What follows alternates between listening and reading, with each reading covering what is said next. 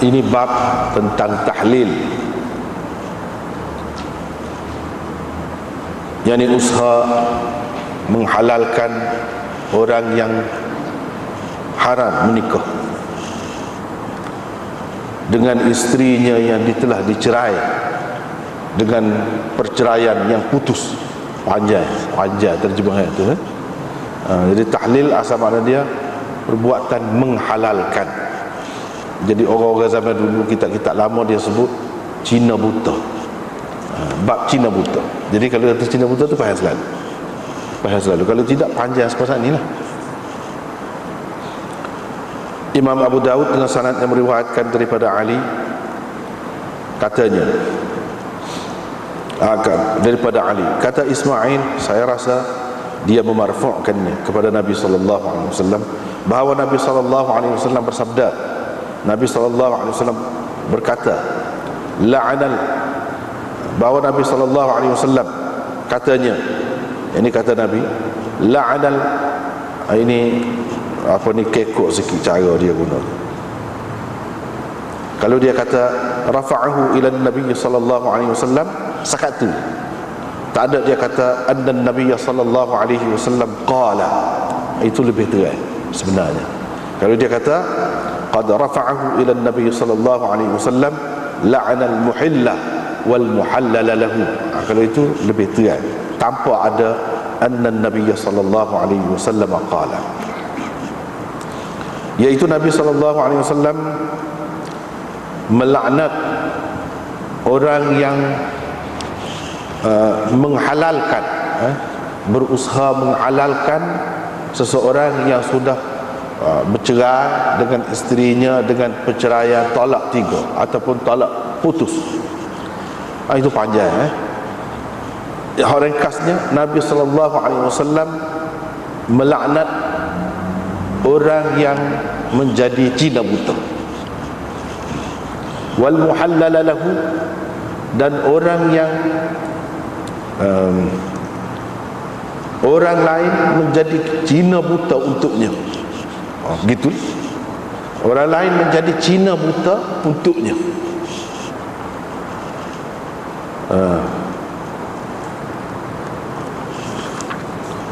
Dengan sanad satu lagi, serupa juga sanad di atas tu, daripada salah seorang sahabat Nabi sallallahu alaihi wasallam, katanya, kami fikir dia adalah Ali daripada Nabi sallallahu alaihi wasallam, sama dengan makna hadis yang tersebut sebelum ini. Bab tentang nikah hamba tanpa keizinan tuan-tuannya. Dengan sanadnya, Imam Abu Daud meriwayatkan daripada Jabir, katanya Rasulullah sallallahu alaihi wasallam bersabda, mana-mana hamba yang berkahwin tanpa keizinan tuan-tuannya, dia adalah penzina.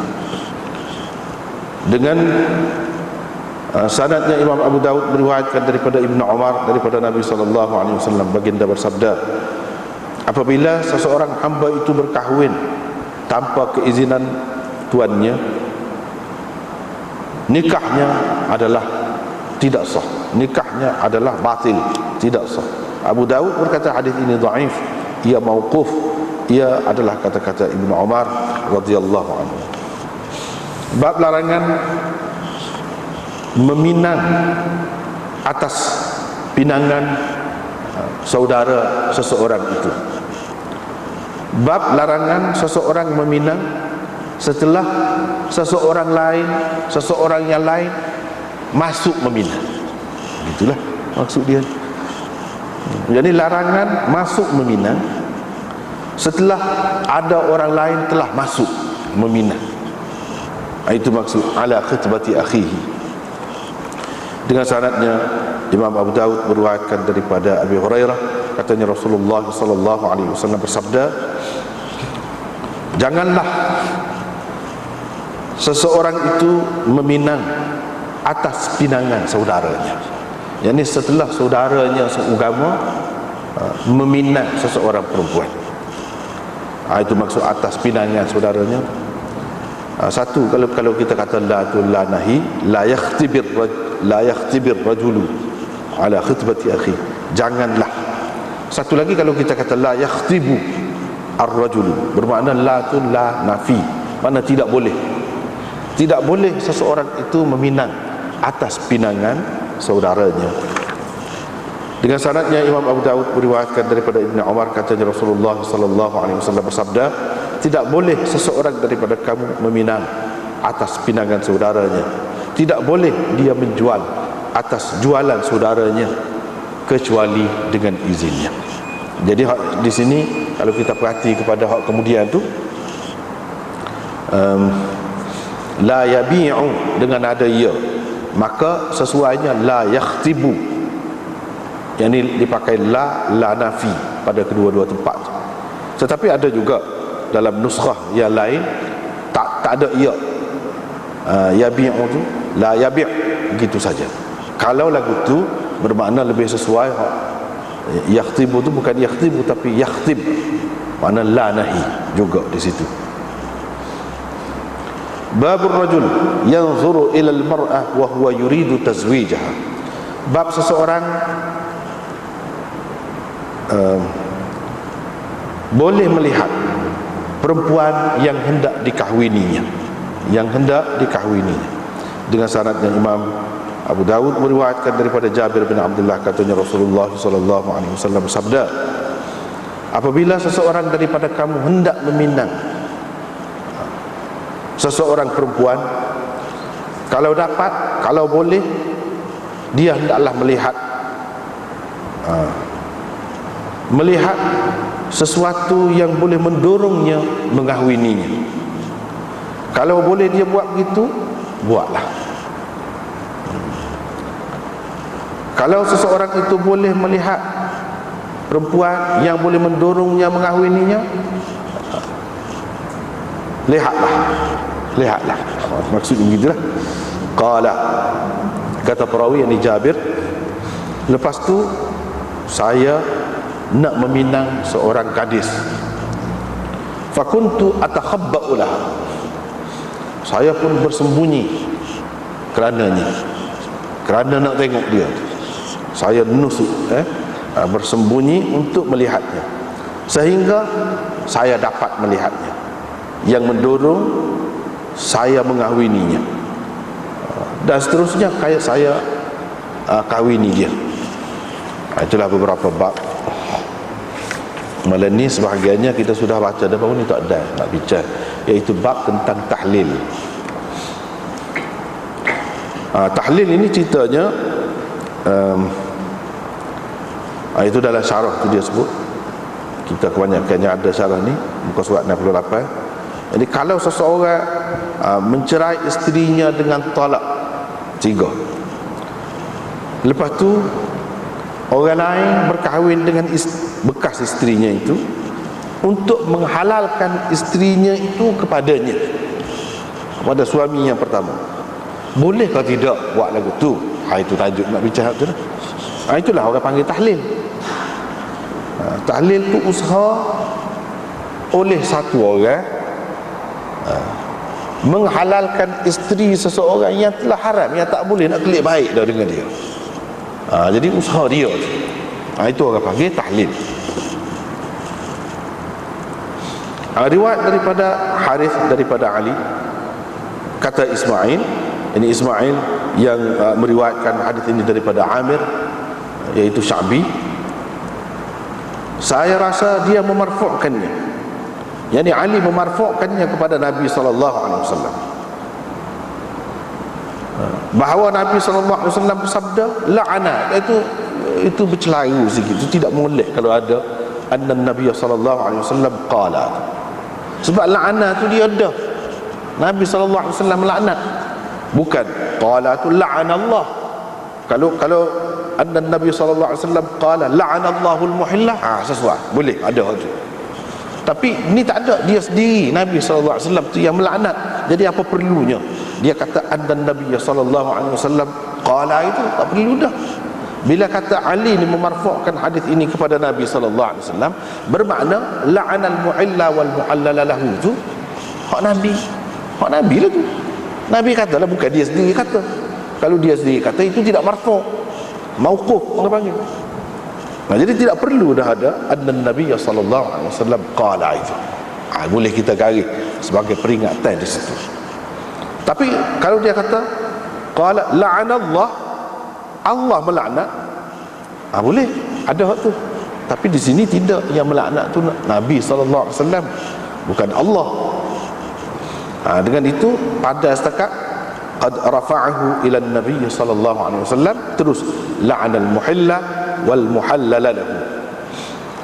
Dalam setengah-setengah riwayat dia kata la'anal muhallila, bukan al muhilla. Kalau al muhilla bermakna dia isim fa'il daripada ahalla yuhillu. Kalau al muhallila daripada halala yuhallilu tahlilan, itu lebih sesuai dengan tajuk, sebab tajuknya tahlil. Jadi tahlil itu kalau isim fa'il dia muhallil, dan sesuai pula dengan muhalla, muhallal. Bukan al muhalla ada di sini, al muhallal. Tetapi kedua-duanya ada riwayat, kedua-duanya ada, boleh kedua. Nabi SAW melaknat al-muhillah atau al-muhallilah, orang yang berusaha menghalalkan isteri seseorang yang telah haram kepadanya. Maknanya tidak boleh dikahwininya lagi kecuali setelah dia berkahwin. Jadi halal.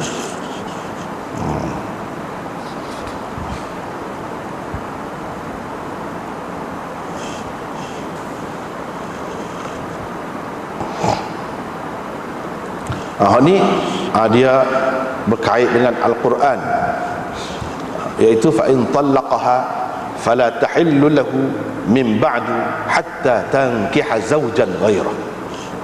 Lepas pada cerai dua kali, dalam Quran dia sebut ayat tu kait dengan hak sebelum pada tu lah, at-talaqu marratan fa imsakum bima'ruf aw tasrihum bi ihsan. Baca-baca lagi, jumpa dengan ayat tu fa in talaqaha. Lepas tu kalau dia bercerai, maknanya kali yang ketiga cerai, maka tidaklah halal isterinya itu kepadanya selepas tu. Selepas 3 kali cerai, tidak halal dah isterinya kepadanya hatta tankiha zawjan ghairah. Baru halal apabila isterinya itu berkahwin dengan orang lain. Lepas tu orang lain itu cerai. Jadi bini tu baru boleh kelip baik dengan suami yang pertama, boleh nikah lah dengan suami yang pertama. Kalau tidak proses itu berlaku, tidak halal, tak boleh. Mana bila talak 3, tak boleh nak kelip baik. Sebab dia talak itu bukan talak raj'i lagi, bukan talak boleh rajak lagi. Setakat 2 kali itu boleh rajak lagi. Tapi kalau sudah 3, bukan boleh rajak dah, tak boleh. Orang panggil talak bain, talak putus. Putus tu bukan putus main-main, bukan akad nikah lain sah, tak boleh. Kena menikah dengan orang lain dulu, lepas tu cerai, habis dah, lepas tu baru boleh. Boleh dengan akad yang lain, mas kahwin yang lain, semua lain. Gitu. Itulah ceritanya ni.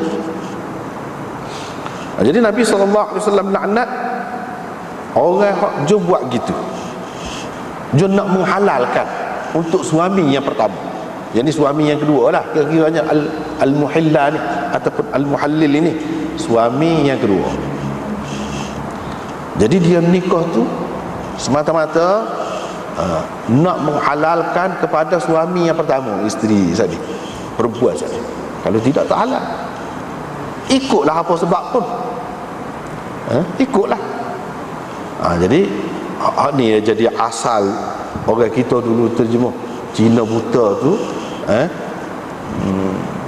bukan maksud menghina, maksud mengejek, tidak begitu yang berlaku. Ada peristiwa, kadang-kadang kan kita ni kaitkan dengan sesuatu peristiwa, sesuatu cerita, kemudian dia jadi bahasa, sesuatu bahasa. Dan semua kita kata Timur Cina, Timur Cina kait dengan Cina. Lagu tu lah, ni pun gitu juga. Kira-kiranya zaman dulu ada cerita, nak jadi cerita. Jadi bila satu orang tu cerai dengan bini dia, tolak 3, dia tak boleh nak klik baik dah. Manusia ni terbaik dia, perangai hudud manusia ni lah. Apabila lagu tu dia tinggal lah. Hak molek-molek, hak tak molek tu koku dah lah. Nampak hak molek, nampak susah, macam-macam lah. Jadi nak klik baik tak boleh. Nak lagu mana? Itulah heret orang lain tu. Heret orang lain tu zaman dulu kan, ramai orang Cina ni, tempat kita ni, dia bukan Islam, hak ramainya. Jadi dia masuk Islam buat Allah lah. Masuk Islam pas buta pula tu. Cerita je. Masuk Islam pas buta. Jadi orang buta ni kan dia tak nampak comel kau tidak orang tu. Kalau dia hak celek, bahaya. Dia kena hak buta. Lepas tu hak tak reti banyak perkara hukum ke apa ni. Tak reti. Jadi hak tu kata kamu kahwinlah dengan dia sebentar. Lepas tu kamu cerai lah. Tak apalah mas kahwin kau gapo kita tanggung belaka. Dia tak tahu gapo. Tak tahu gapo tahlil gapo dia tak tahu. Jadi apa kau buatlah. Jadi bila nikah hak naknya ini yang berlaku dalam masyarakat. Padahal tak boleh lagu tu. Walaupun ada benda khilaf juga, tapi kebanyakan ulama tak setimur lah. Jadi akad nikah saja. Bila akad nikah tu tidak tidur sekali gapo lepas tu cerai. Jadi kawan ni dah tak erti ke satu. Kamu Allah baru masuk Islam. Lepas tu dia tak nampak pula yang perempuan yang dia menikah ni comel kau hujung ke lagu mana dia tak nampak. Mudahlah kepada dia nak cerai. Bila cerai, lepas tu tak tidur sekali tak gapo lagi. Dia ambil pendapat orang ingin, iaitu boleh dah. Boleh dah, maka cerai tu bila habis dah, halal lah kepada suami yang pertama. Jadi orang tengah saat ni, hak kata mu'allah saat ni, yang buta saat ni, dia tu jadi halal. Tapi dia tu dalam proses tadi menyebabkan jadi halal kepada suami yang pertama, isteri itu. Itulah ceritanya.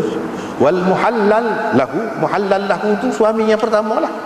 Orang yang dibuat begitu supaya halal kepadanya, perempuan tadi, supaya halal kepadanya. Jadi masalah ni daripada dulu lagi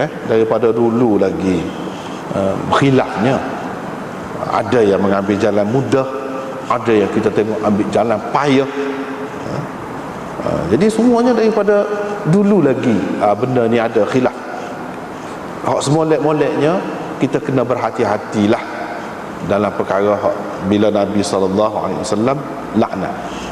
Bila Nabi SAW laknat, bermakna dia tidak akan laknat kecuali perbuatan tu satu dosa besar. Ini satu dosa besar kerja lagu ni.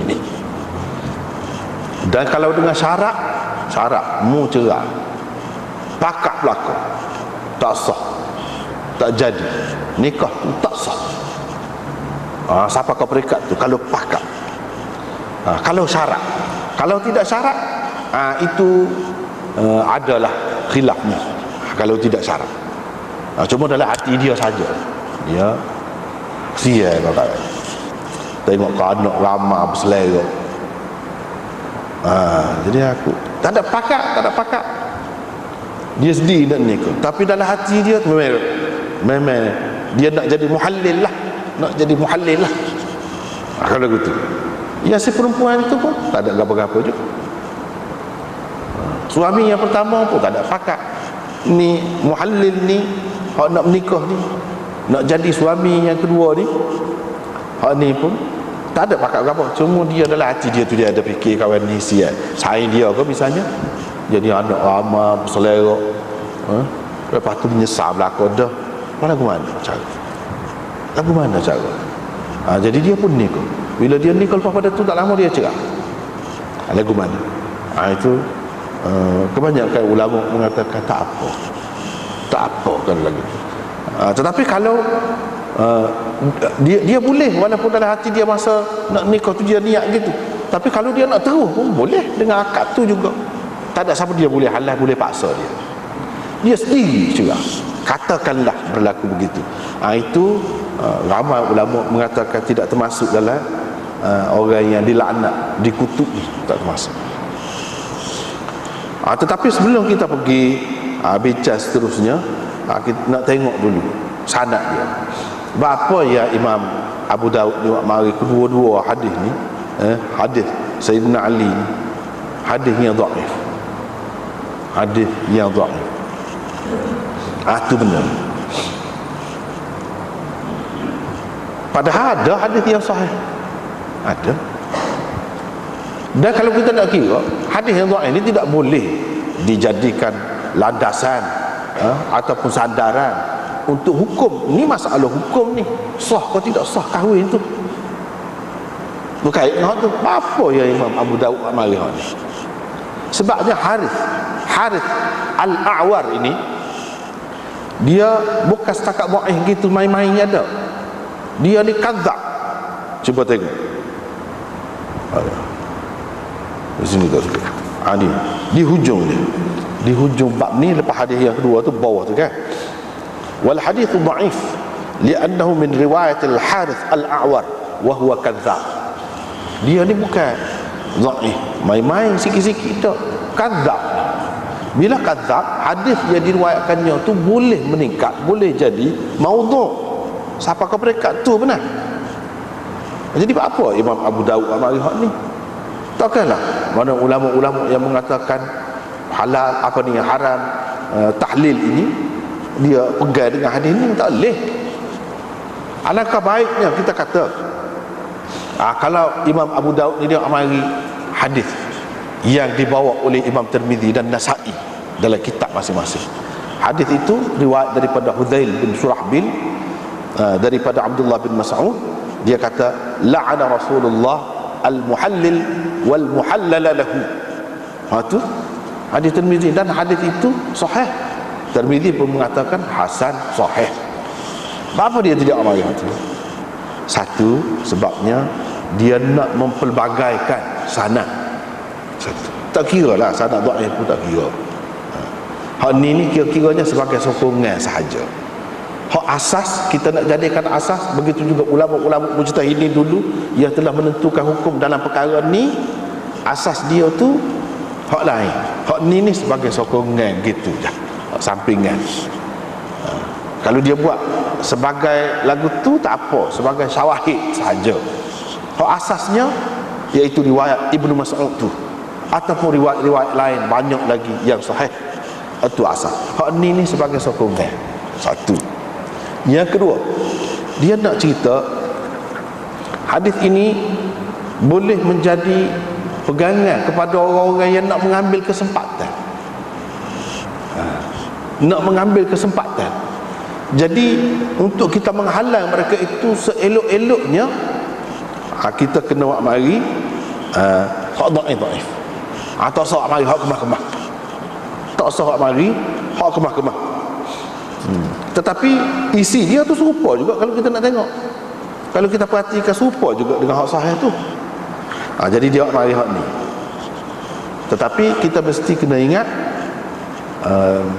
kalau sudah jadi hukum, kalau sudah diterima oleh ulama-ulama mujtahidin, mesti sandaran dia tu sahih. Jadi hak ni bila tidak sahih, mereka tidak bersandar di hak ni lah, bersandar di hak lain. Hak ni sebagai begitu sokongnya.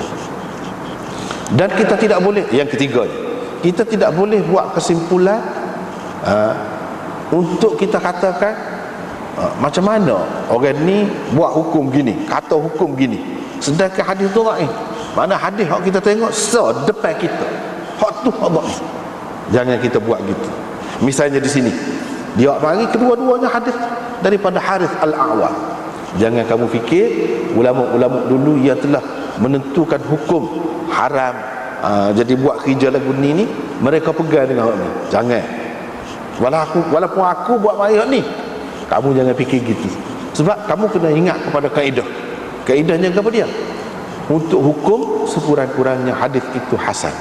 Hadis ini tidak boleh jadi hasan. Hak ni tidak akan jadi hasan. Sebab apa? Dengan sebab adanya Al-Harith itu. Jadi dia sebut dhaif. Dhaif dalam istilah mutaqaddimin boleh termasuk di bawahnya hadis maudhu' juga.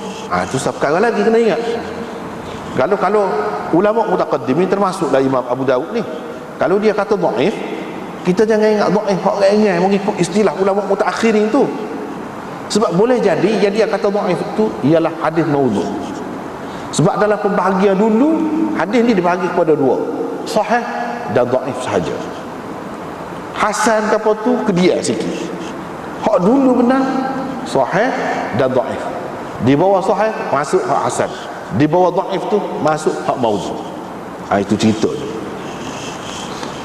Jadi hak ni bila dia kata dhaif, jangan kita ingat orang dulu Imam Abu Daud ke siapa-siapa ke ringan. Dia kata dah tak boleh gitu. Bila dia sebut dia ni kadzab, dia tidak dhaif biasa, dia tidak ni. Lebih berat lagi daripada tu. Tapi kena ingat hak ulama-ulama tu pegang tu, jangan kita sangka buruk kepada mereka.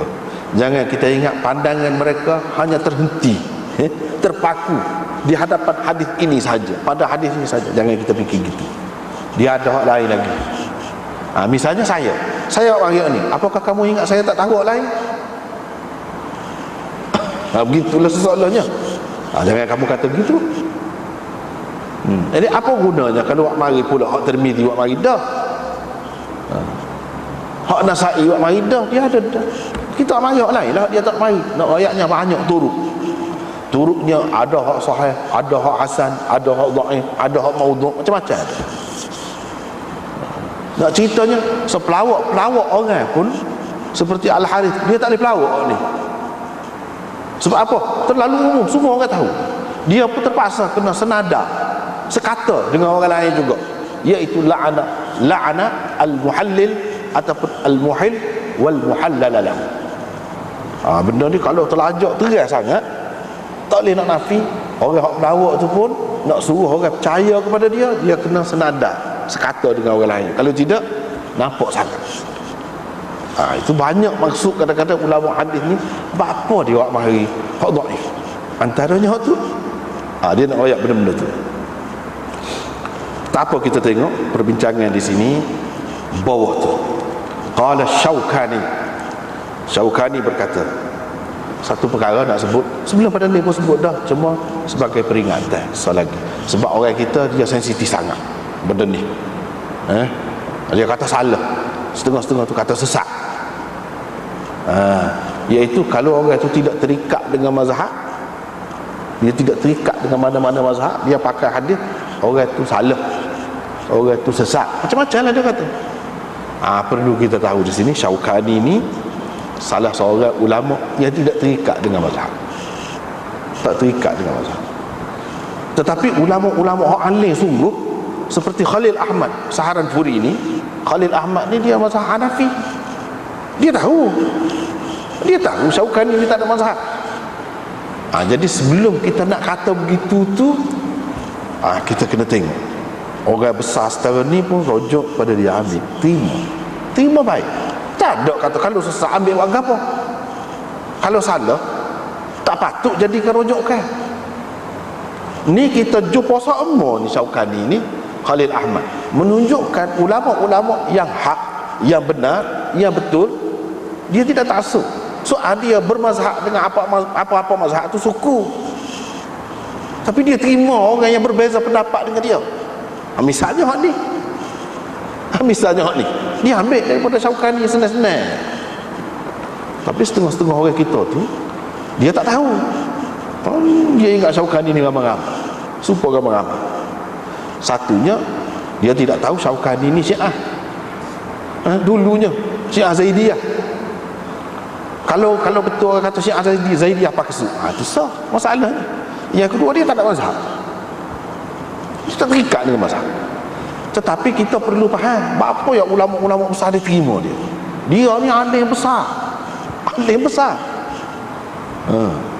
Sehingga ulama-ulama kata kalau nak sebut salah seorang yang layak untuk jadi mujtahid, ni lah Syaukani ni, salah seorangnya.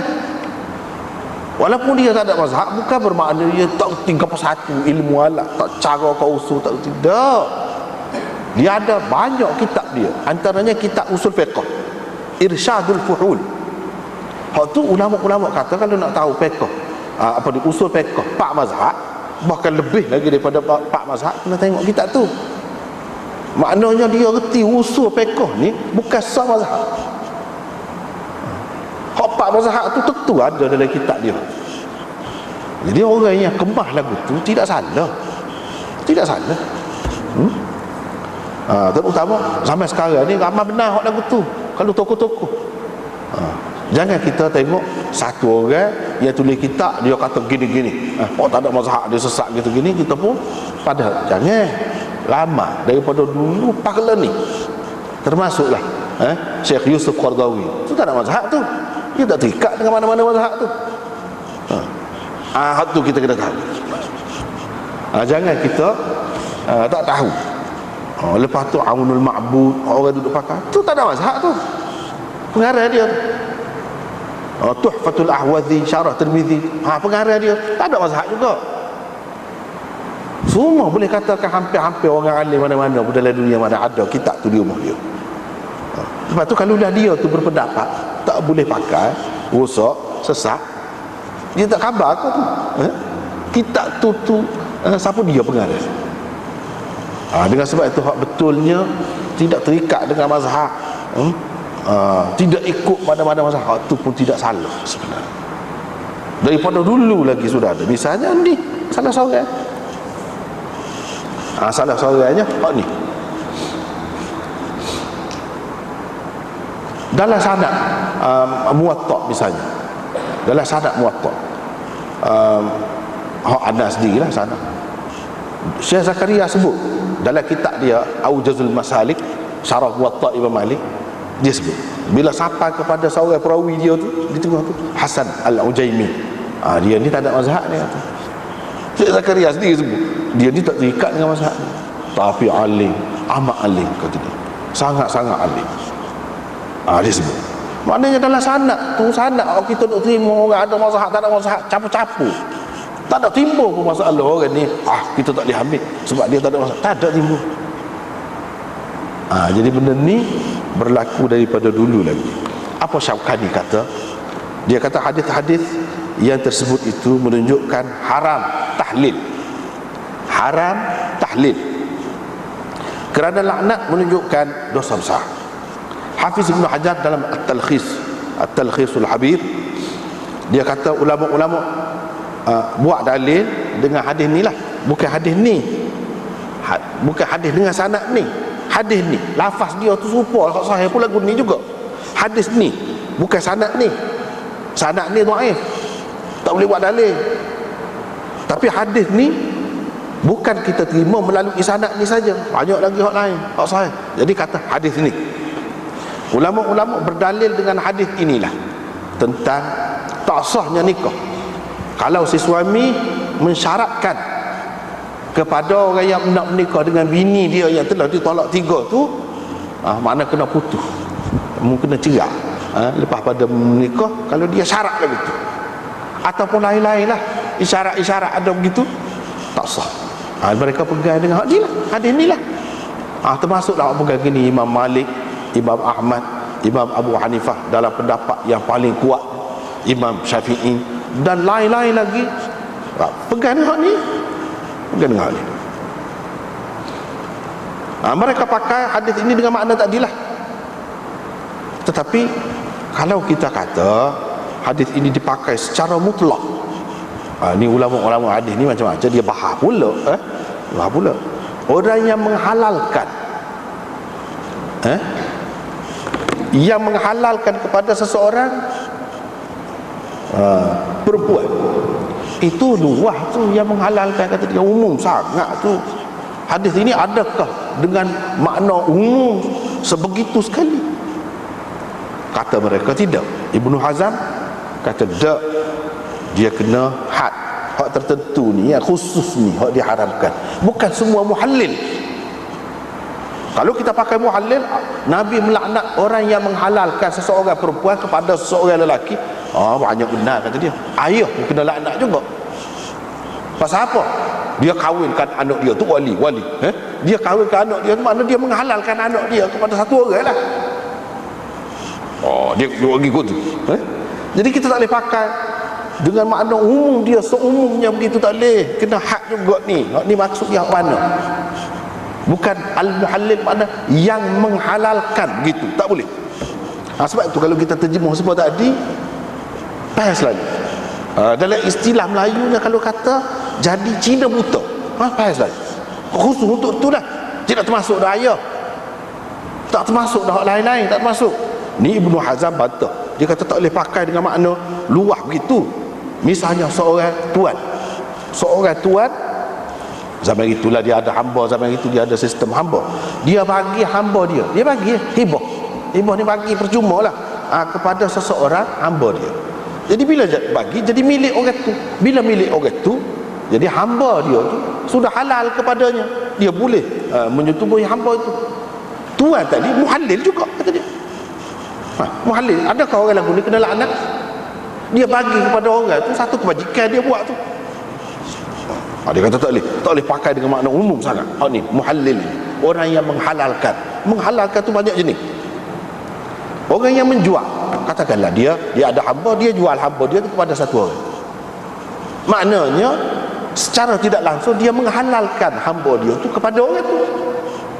Kalau kawan tu tak beli, tidak halal hamba tu kepadanya. Hamba dia halal kepada tuan sahaja. Dia jual. Bila hukumnya boleh jual, halal. Dia telah menghalalkan hambanya kepada orang itu, orang yang membeli. Itu dia sebut. Wa muzawwij, orang yang mengahwinkan seperti ayah tadi. Jadi tentu maksud di sini yang dilaknat itu sebahagian daripada al-muhallil, bukan semua sekali. Dalam makna dia yang umum tu tak termasuk semua. Tetapi yang dimaksudkan di sini hak tu saja.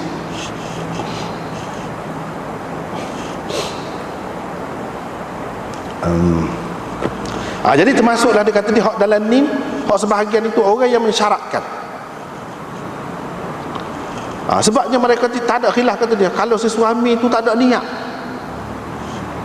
nak menghalalkan kepada yang pertama, suami yang kedua tu menikah tu, dia tak ada niat untuk menghalalkan perempuan yang dikahwini yang merupakan bekas isteri satu orang dulu, dia tak ada niat untuk yang pertama.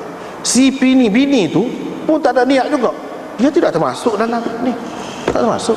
Lepas tu tiba-tiba dia cerah, jadi halal adalah bini ni kepada suami yang pertama.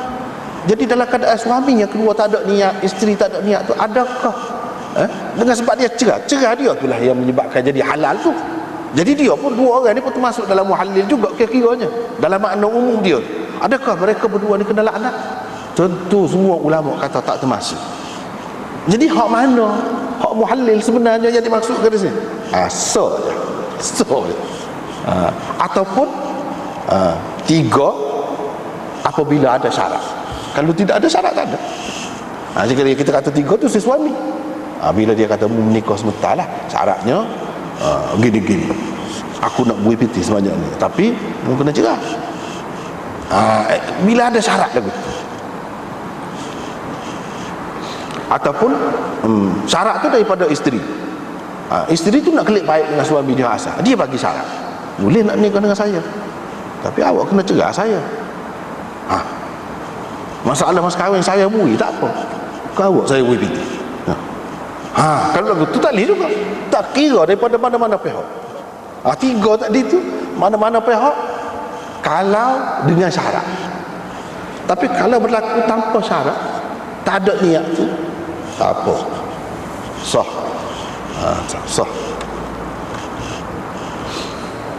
Tidak ada timbul masalah laknat-laknat berapa ni. Jadi yang dikira sebenarnya, kalau kita nak kata illat lah yang jadi dilaknat berapa tu, illat yang mu'tabarah, iaitu syarat.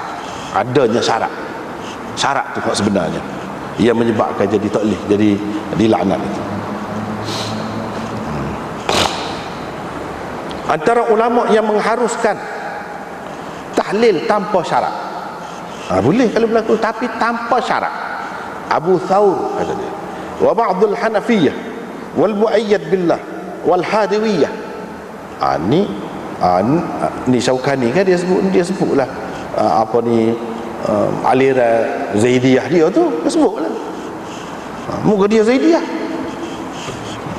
Tapi ulama-ulama kita masih terima lagi, sebab mereka itu di suatu ketika dahulu masih termasuk dalam Syiah yang sederhana, Syiah Zaidiyah. Tak kira hak kemudian ni dia mencampur baur dah. Ada yang sudah jadi melampau, hak tu tak boleh lah.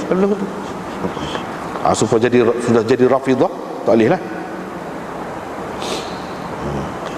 Jadi mereka pakai hadis-hadis yang mengharamkan ini, iaitu apabila ada syarat, orang panggil nikah tahlil. Kalau nikah raghbah, zawaj raghbah, tak apa.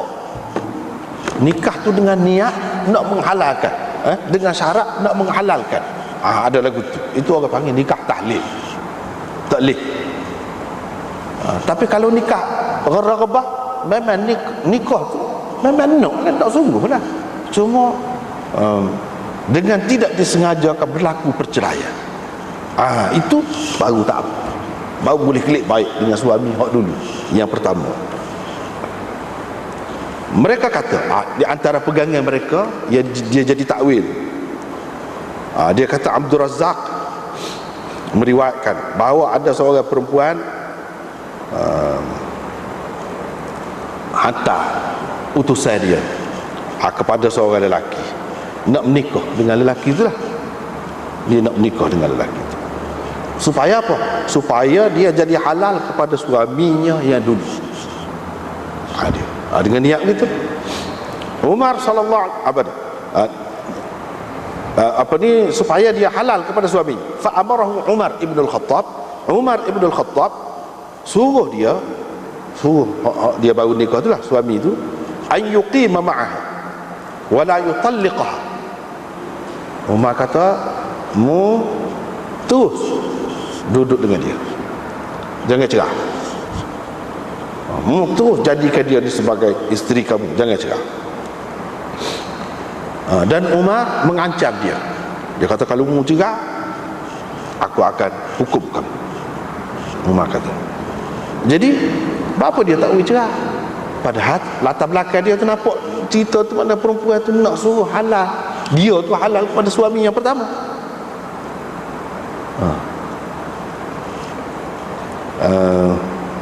Ini menunjukkan nikah tu sah, dan Sayyidina Umar tak suruh dia menikah semula. Ini antara pegangan. Abdul Razak juga meriwayatkan daripada Urwah bin Az-Zubair, ni antara orang yang berpendapat tak apa nikah tahlil itu, lafaz dia tu ataupun zahir dia tu, sekiranya lepas pada tu tak cerak. Kalau cerak sungguh tak boleh, kalau tak cerak tak apa. Kalau sekiranya suami isteri itu tak tahu, tak tahu, dia kata kalau suami isteri tak tahu, ada satu orang lain suka rela dia, suka hati dia nak menikah supaya halal suami isteri ni, suami yang pertama, isteri ni kepada suami yang pertama, dia pun nikah, lepas tu dia cerai, boleh sah lagi lagu tu, sebab tak ada syarat, tak ada perjanjian, tak ada apa, dia sendiri buat lagu tu. Suami isteri tu tak tahu kau satu. Kemudian harinya, kemudian lama lepas pada tu dia royak, katakanlah. Jadi sah. Suami isteri tu mungkin dapat anak pula lepas pada duduk sekali pula tu. Suami yang pertama dulu mungkin dapat anak, tidak dikira anak zina atau anak yang nikah tak sah ke apa, tak sah. Ini mengikut pendapat demonik. Ibnu Hazm antara orang yang menyokong hak ni. Dia kata tak apa, tapi syaratnya jangan diikut. Walaupun asalnya dikata oleh salah seorang daripada tiga tu, salah seorang, suami kau, isteri kau, kata menikahlah. Jadi nikah ni supaya halal saya ni kepada suami saya hak dulu. Walaupun dia kata, tapi kalau nikah, bila nikah dia tidak cerak, sah. Hak dosanya, laknatnya kalau dia cerak.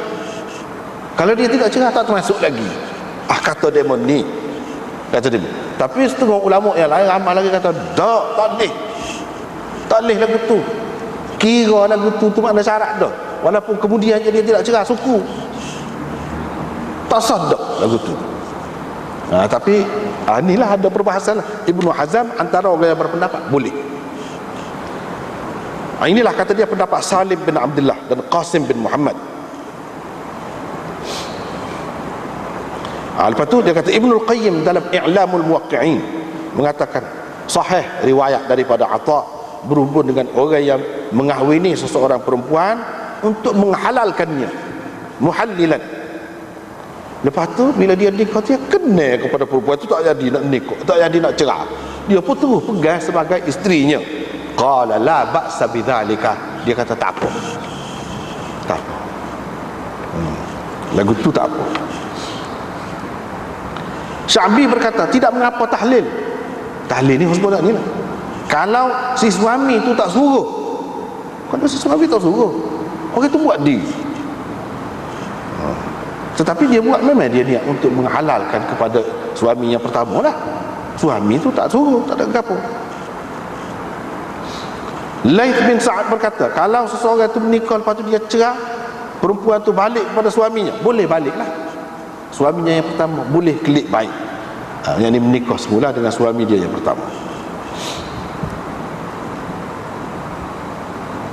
Syafi'i dan Abu Thawr berkata, muhallil yang mana nikah dia tu, yang ni akad nikah dia itu tidak sah, ialah orang yang mengahwini seseorang perempuan supaya perempuan itu halal kepada suaminya yang pertama.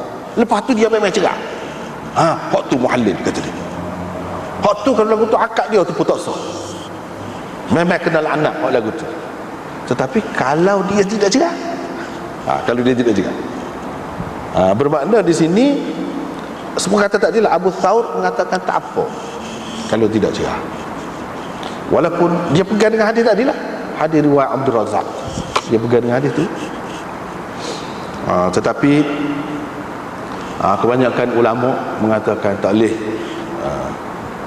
mengatakan tak boleh buat gitu. Bahkan kalau ada hak lagu saat ni, hadis tu dia kira tidak kuat. Tak kuat mana, tak padan nak lawan dengan hak ni tak padan. Jadi kalau sesiapa buat lagu tu tak sah, tak sah. Jadi tak sah tu di setara mana? Siapa kena fasah, siapa kena fasah, sama ada dia sudah bersetubuh ke tidak bersetubuh ke, kena pisah, kena pisah. Pasal akad dia tu tidak sah. Siapa kau peringkat tu. Dan setengah-setengah ulama tu pula kata kalau dia nikah dengan niat lagu tu, memang dia niat nak cerai, suami tak tahu, isteri tak tahu. Ni orang tengah ni, muhallil ni, dia memang niat nak cerai, nak suruh halal kepada suami yang pertama lah. Tiba-tiba memang sebelum akad nikah, sebelum nak nikah tu memang gitu dia ingat. Bila menikah dia tak secerah, dan dia nak kekal. Setengah-setengah ulama kata dia kena batalkan dulu, cerai dulu dengan bini dia, sebab tadi tu tak betul, tak niat tak betul tu, mula-mula tu kena akad nikah semula, kata dia. Tu baru bersih kalau dia nak lagu. Ada yang kata begitu. Jadi macam-macam lah pendapat ulama berhubung dengan perkara ni. Pasal apa benda ni berat sangat, berat sangat.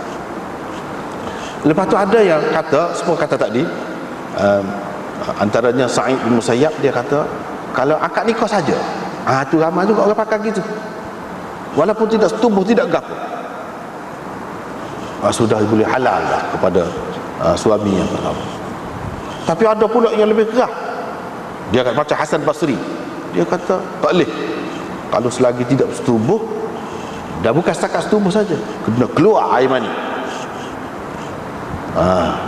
Sebab dia pegang dengan hadis Rifa'ah, dia bercerai dengan bini dia tu, bini dia nak gelik baik, Nabi SAW kata tak boleh selagi suami yang kedua tu tidak yadhuqa usailatak, usailah, tidak merasai madumu, dan kamu pula tidak merasai madunya. Maksudnya air mani, kata dia. Sebab kalau sebelum keluar air mani tu tidak kemuncak, dia tidak sampai kemuncak, jadi dia pegang itu syaratnya, mesti kena keluar air mani, barulah bini ni halal menikah dengan suami yang pertama. Tetapi kebanyakan ulama, jumhur ulama tak terima kedua-dua tu. Mereka hanya mengatakan ini hak jumhur ulama, bila nikah dia syarat kena setubuh saja, tidak syarat keluar air mani. Tapi kalau tak setubuh semata-mata akad nikah, tak boleh, tidak halal, kena setubuh dulu. tidak syarat keluar air mani. Bila setubuh, lepas pada tu cerak, habis dah, memang boleh lah nikah dengan suami yang pertama. Itu pendapat jumhur ulama. Tapi Hasan Basri kata tak boleh, kena keluar air mani, itu syarat. Itulah beberapa pendapatnya. Kalau kita boleh sebut, nak sebut kat itulah. Lepas tu ada pun orang yang tidak mensyaratkan dalam akad nikah, nikah dia tu sahih, tak ada kena-mengena kata dia. Bahkan Abu Thawr berkata boleh pahala dia tu. Ni orang tengah saat ni, muhallil saat ni tu, kalau si suami tak tahu, tak ada syarat apa-apa, dia niat memang nak suruh halal isterinya kepada suami, dia hak dulu. Katakanlah misalnya dia kesian ke, ada apa-apa, dia ada anak ramah susah gitu gini, jadi dia nak menghalalkan kepada yang pertama, senyap-senyap dia buat lagu tu, lepas tu dia cerai, bahkan boleh pahala kata dia. Abu Thawr kata, itu pendapat dia. Jadi tapi benda ni sipi-sipi sangat ni, sipi-sipi sangat ni. Jadi kena beringat benar lah. Semua leknya tak sah lah, semua leknya tak sah. Pendapat Imam Abu Hanifah dalam perkara ni ada tiga. Ada orang kata tak boleh langsung, tak boleh. Kalau ada niat, mana-mana ada niat gitu tak boleh, tak sah. Ada yang mengatakan sah nikah tu. Pendapat dia, ini disebut beberapa pendapat dia. Sah nikah kalau tidak sebut dalam akad nikah. Kalau sebut dalam akad nikah tak sah. Itu ada beberapa pendapat dia situ.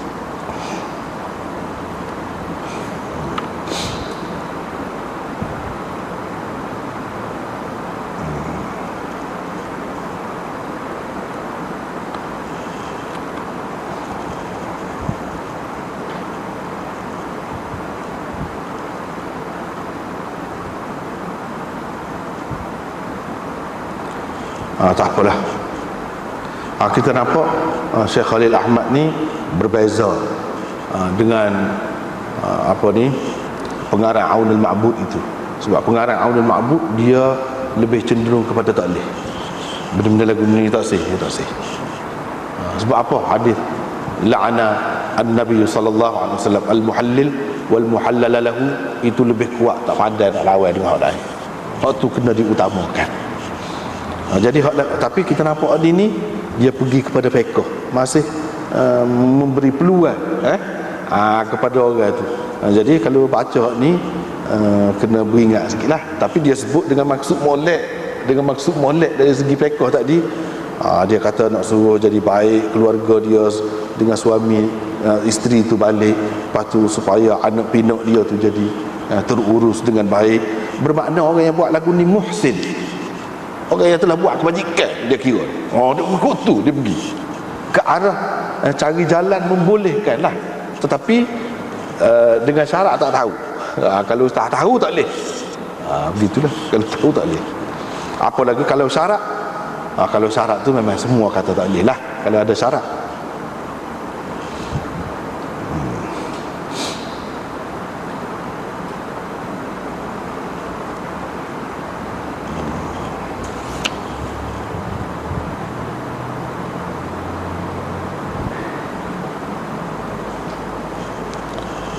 Itulah lebih kurangnya. Hadis yang kedua serupa juga daripada Harith Al-Awar juga. Cuma dia tidak sebut Ali an rajulin min ashabin Nabi sallallahu alaihi wasallam, tetapi semua orang tahu bahawa rajul min ashabin Nabi itu ialah Ali. Sebab Al-Harith ini salah seorang orang yang rapat lah, salah seorang perawi utama daripada Sayyidina Ali. Dia ni anak buah lah kita kata, anak buah. Hak tak berjenis mana? Tak berjenis mana? Bukan anak buah tu hak berjenis. Anak buah tak berjenis mana ni, saya kena beringat sikit ada hak ni. Jangan duk kira Sayyidina Ali saja. Babun fi nikahil abdi bighairi idni mawalih.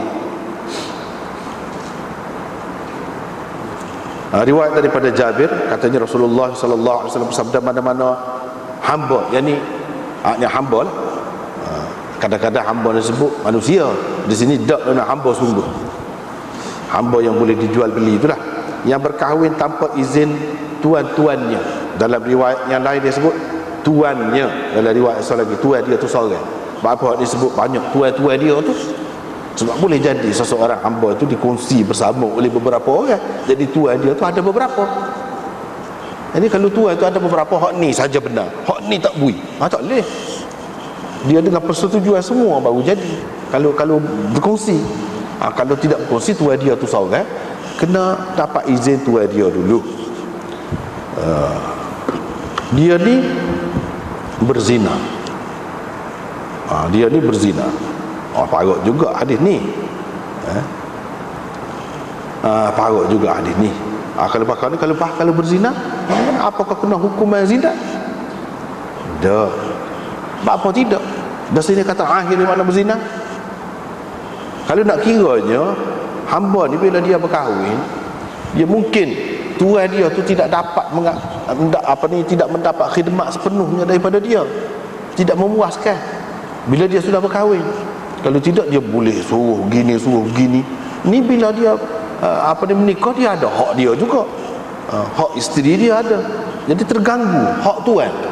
Sedangkan dia ni boleh dijual beli oleh tuan, boleh. Siapa setara tu hak tuan, tak boleh lah tanpa izin tuan dia tu. Sebab kira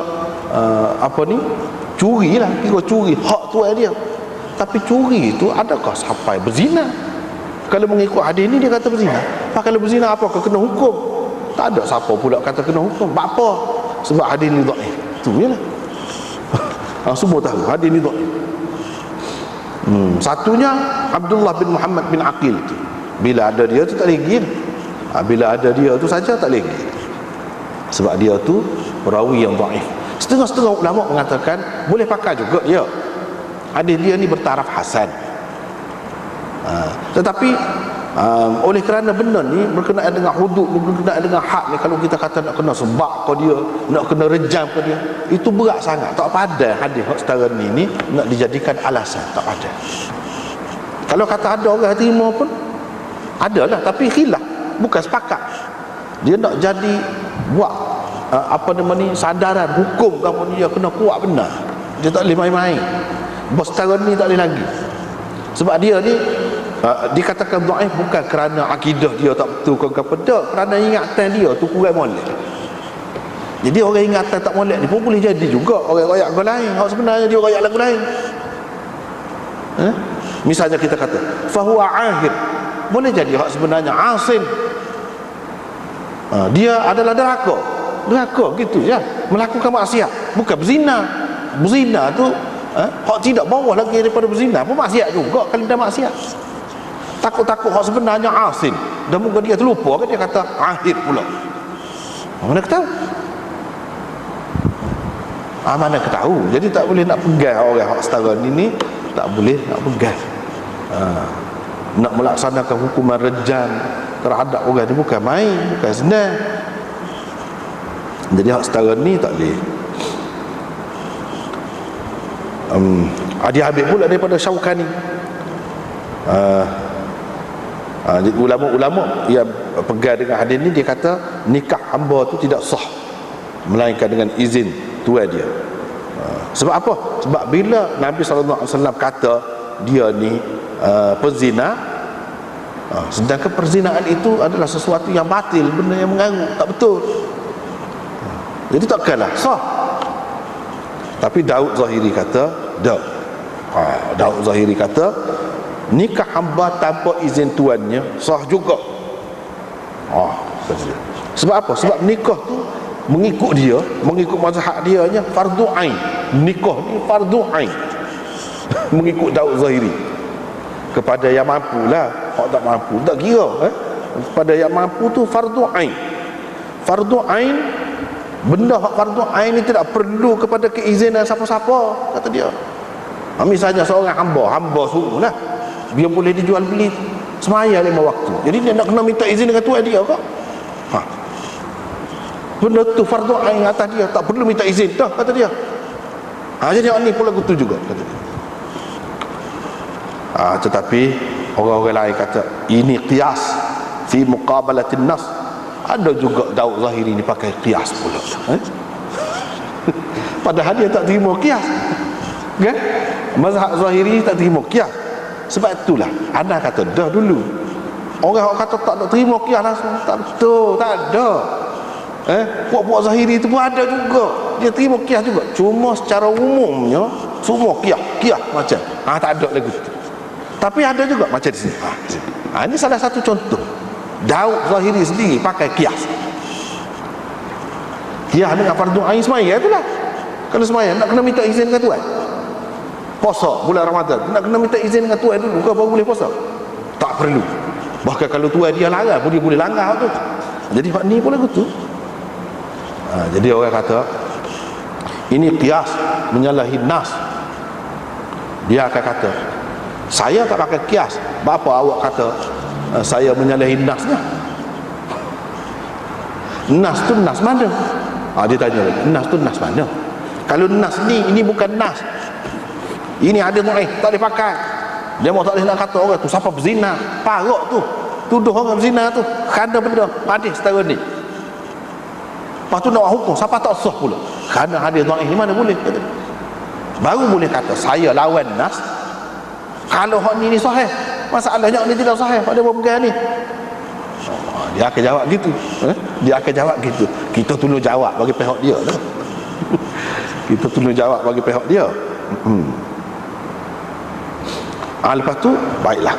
Kalau katakanlah sudah nikah dah, iyalah macam-macam hak kita kecek dari sebelum nikah, sebelum ada kalanya nikah juga kita larang nikah juga, ataupun tak ada gapo-gapo, tak ada izin, tak ada gapo, nikah juga boleh berlaku. Kalau berlaku lagu tu, lagu mana? Ulama-ulama dalam mazhab Hanafi kata kira sah akad dia tu dengan kebenaran tuan selepas itu, selepas nikah, tahu-tahu nikah. Jadi tuan dia pun ikutlah, tak apalah, biarlah. Kalau lagu tu sah, tak apa. Tapi Syafi'i kata la yunaffadhu bil ijazah bal huwa batil. Syafi'i kata tak boleh. Kalau tuan dia benarkan selepas tu pun tak boleh. Sebab dia langgar, dia lepas tara, dia kena kira sebelum tara tu dia sudah langgar, tak boleh, tak sah kata dia.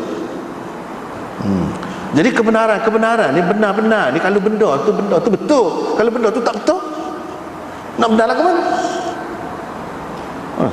Selepas dia beli arak, dia minum arak, tak apalah kata, mana boleh. Dah arak tu haram, tak boleh lah. Hak ni pun haram, tanpa izin Tuhan haram. Bila haram tak sah. Imam Malik pun nak kata akad tu dikira sah akad tu, cumanya tuan dia boleh fasakh. Kalau dia nak fasahkan nikah tu boleh, kalau dia tak saya fasakh pun tak apa. Dia kata begitu.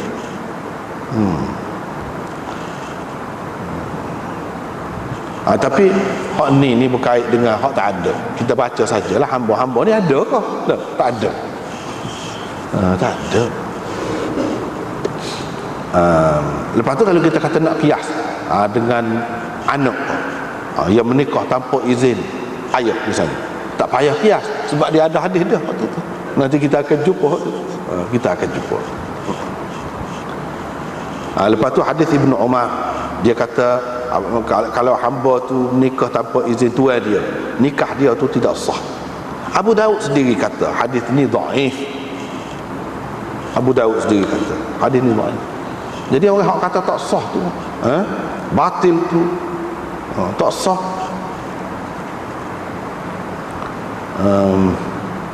Dia pegang kalau nak kira dengan hak ni tak boleh, tak kemah ni. Sebab apa? Sebab ada waktu pula Abdullah bin Umar Al-Umari. Ni pun perawi dhaif juga.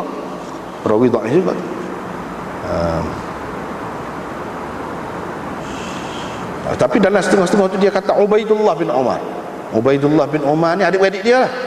Ubaidullah bin Umar Al-Umari. Kalau ni orang kuat tu, perawi Bukhari, perawi Muslim, Ubaidullah dengan Abdullah. Ni Abdullah ni tidak kuat, dhaif. Tapi Ubaidullah kuat. Kadang-kadang dalam kitab ni dia jadi celaru, muka tambah hias putih je. Nak suruh jadi kuat tu tambah hias putih, jadi kuat selalu hadis tu. Kadang-kadang dia main gitu. Sebab tu ulama-ulama buat kajian. Dia kata sebanyak-banyak orang tengok, kata dia semuanya Abdullah belaka. Kalau ada pesan ni sini ya Ubaidullah, tak boleh pakai hak tu. Hak betulnya hak ni tidak kuat. Itulah yang dibincangkan oleh Khalil Ahmad bawah tu. Hak betulnya Abdullah bin Umar Al-Umari, anak cucu Sayyidina Umar lah. Tapi anak cucu orang hebat pun tidak semesti hebat belaka. Sebab adik-beradik tu lah, Ubaidullah tu hebat, kuat. Hak ni pula tidak kuat. Itu perkara yang tempat lemah ni jadi lemah dia. Yang keduanya, di sini dikaitkan dengan Nabi. Abdullah bin Umar daripada Nabi SAW, baginda bersabda. Maknanya Ibnu Umar memarfu'kan hadis ini sampai ke Nabi. Sedangkan Abu Daud kata ni mauquf. Ni berarti sekat Ibnu Umarnya. Ibnu Umar pendapat dia. Dia kata gini, nikah dia tu batil, tak sah, itu pendapat dia. Mauquf. Ini adalah kata-kata Ibnu Umar radhiyallahu anhu, bukan kata-kata Nabi. Jadi bila kata-kata Ibnu Umar tidak sekuat Nabi lah, tu bezanya. Jadi hak kata siapa kepada Nabi, Nabi kata lagu ni ini tidak sahih. Hak betulnya yang sahihnya ini berhenti setakat Ibnu Umar. Jadi hadis ni hak siapa ke Nabi ni dhaif kata dia. Dua sebab. Satu hak mauquf dikatakan marfu', yang keduanya ada perawi dhaif itu Abdullah bin Umar Al-Umari. Abdullah bin Umar Al-Umari itu hak tu tidak kuat. Jadi tak boleh pegang lah ni. Sebab tu Daud Zahiri tak sepakat tu. Daud Zahiri tak sepakat.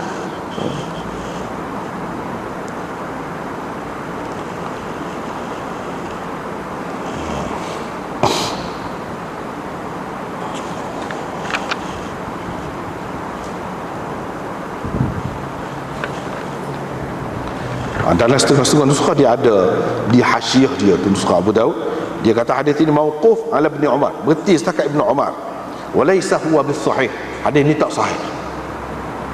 Komen Abu Daud tu diambil kira lah.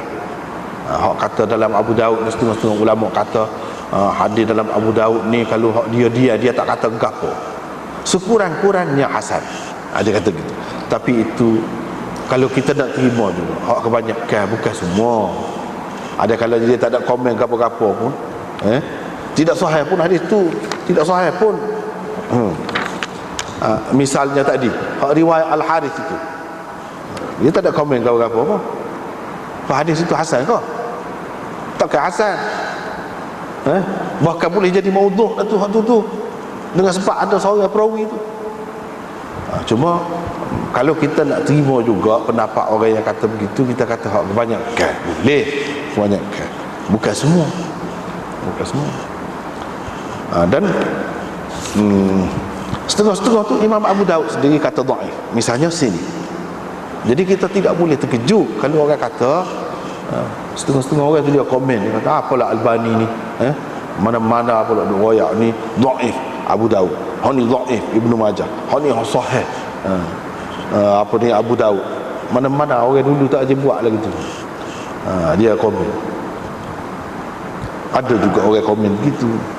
Sebenarnya kita tak boleh kata begitu. Dia masalah dia keberatan tu, dia ingat kalau dalam Abu Daud ni buka sihah sitah kan, kitab hak sahih di kalangan ahli sunnah, jadi sahih berlaku. Tak boleh. Setengah-setengah tu memang Abu Daud sendiri kata dhaif.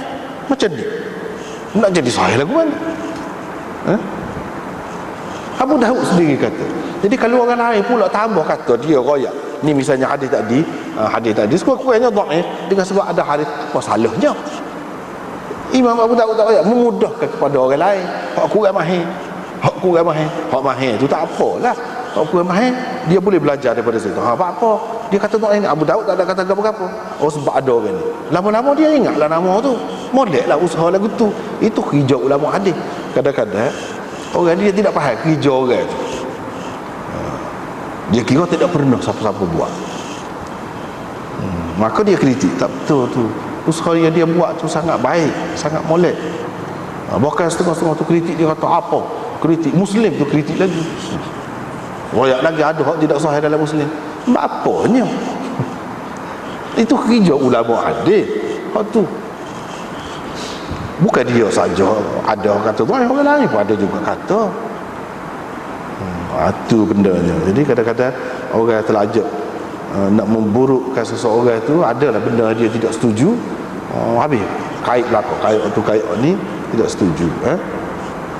Tapi jangan pula ingat kata ni anak setuju sangat dengan Albani pula. Dah. Tapi sikap kita lagu tu lah. Jangan lebih-lebih benci kau orang. Jangan lebih-lebih puja orang. Tak ni. Sedang molek sudahlah. Sedang molek.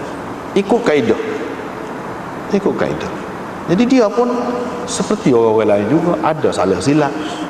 Kalau ada salah, tidaklah siapa kita nak mengeji dia, nak pelekeh dia, tak pada, bukan lagu tu caranya. Tapi mungkin ada hak kita tidak setuju dengan dia. Banyaklah. Super dengan orang lain tak setuju. Anda sendiri pada, bukan serua, banyak juga tidak setuju dengan dia, tapi sikap tu lain, sikap. Babun fi karahiyati an yakhtiba ar-rajul ala khitbati akhi.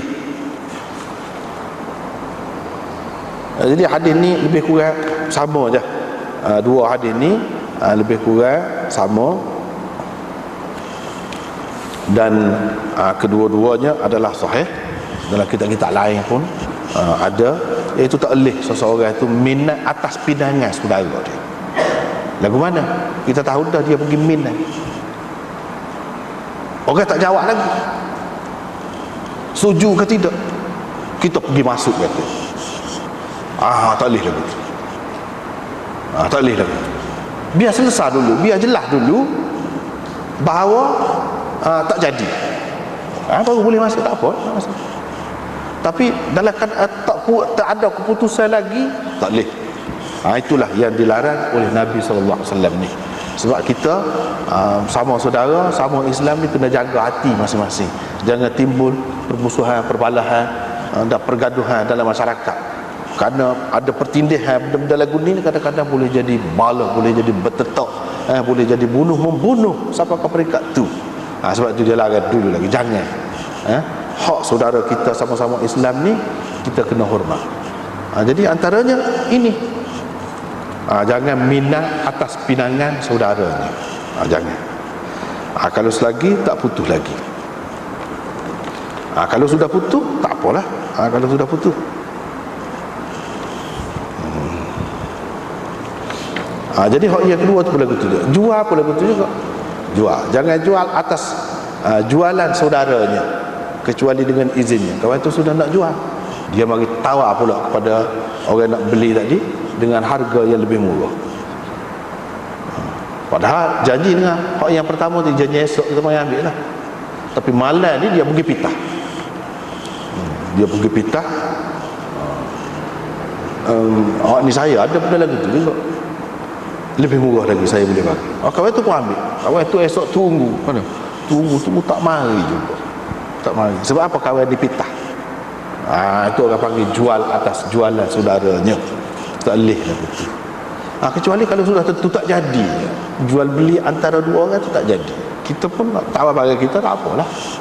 Sebab kalau yang pertama tu tahu, mesti dia sakit hati, mesti dia nak marah, mesti dia naik angin.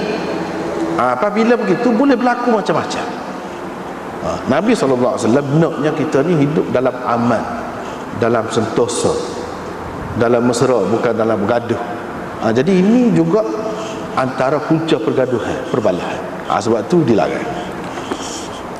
Lepas tu babur rajul yang zuru ilal mar'ah, tengok perempuan yang nak menikah tu, tak ada mana ni, kita sekat dulu. Wallahu a'lam.